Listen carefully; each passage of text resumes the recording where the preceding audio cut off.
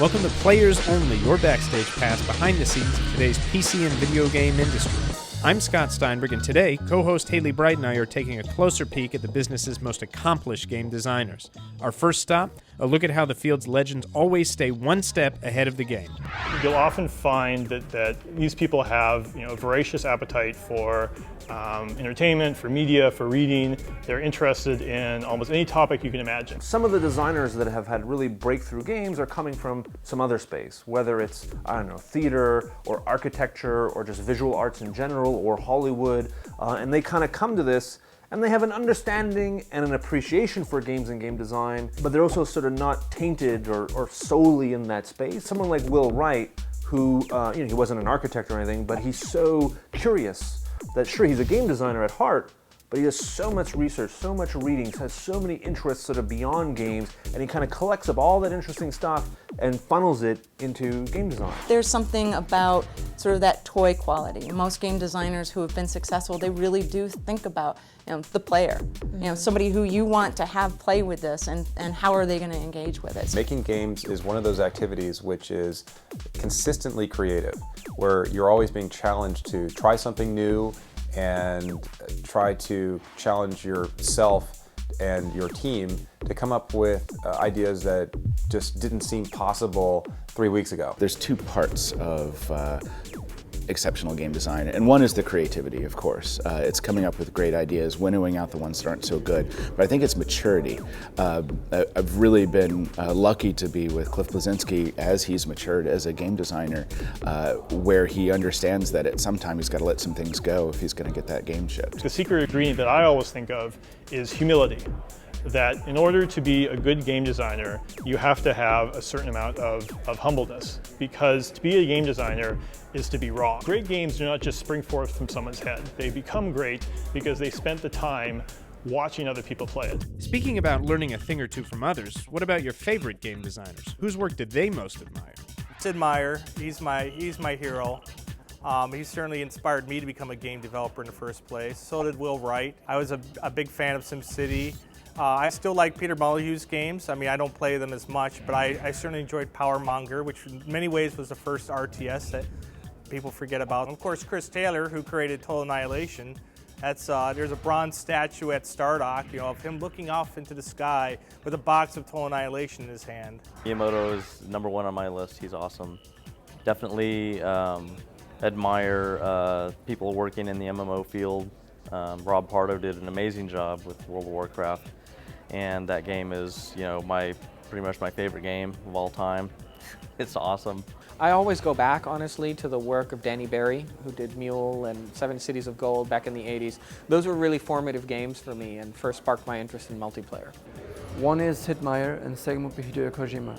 For both Civilization series that allowed me to make games and skip school in the past. Skip even family events for that matter. And Hideo Kojima, which when I played a game of Hideo Kojima, Metal Gear Solid especially, I started and ended in one go through. A game designer who really moves me is Jason Rohr. He did Passage, and most recently he was in the Independent Game Festival for Between. His works are really engaging to me and interesting. They're very small experiences, and yet they leave me thinking for days. I'm really curious to see what Warren Spector's working on. He's working with Disney, which is, for me, an unintuitive connection.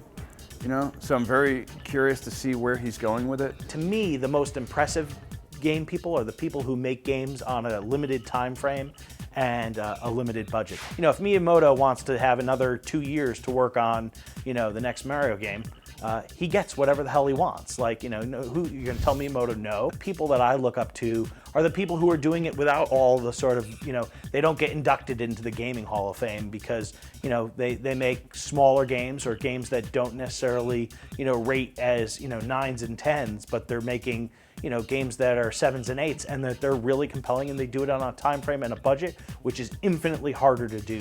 We decided to get down to work too and connected with the best of the best to find out the secret to their success. We've always taken a very collaborative approach to design. We ask everybody in the company to put out ideas when we're coming up with new IP, and when we do have an IP that we begin working on, We have large groups of people brainstorming on various aspects of the design so that we can make sure that all the great ideas are put out there, argued about, and eventually the best ones filter. You looked at any of my titles, from A to B, it was always about making things bigger. And now it's actually about making it more fun. It's about making the experience easier to get into, or persistent, or more fun in a shorter period of time. I've found you've got two ways of going. Either you sit down and wait for divine inspiration. Sometimes you'll be just in a certain situation and a flash will come to you, and that's great. If you get those all day long, that's fantastic. The other way that it works is you just have to work at it. We think of games, the creation process of a game, as not ending when the first pass is done. So I think a common thing you'll find from a number of the best developers, I mean, that's when the iteration begins. I mean, once you finish your first cut at a video game, probably about half the stuff didn't work the way you expected or wasn't implemented in the way it could have been or is not even possible. So there's this whole phase of iterating and making it better. There's kind of this myth about Blizzard that we just get an extra 6 months to a year and that's when we do all of our polish. But the reality is that we do our polish from the very beginning. Like even in the design meetings, we'll talk through ideas and be like, is that really going to be fun? How is that going to be played? And what we try to do oftentimes is when we come up with the idea that we're going to put into the game, we build it for iteration. So we tell like the programmers, the artists right from the beginning, it's like, okay, don't put too much time into this art yet, just go this far so that way we can change things around. The game approach to game design is all about making the player choices, trying to make with new choices, new experiences, making sure that the player has its mental engagement so that when he approaches a challenge, he gets stimuli.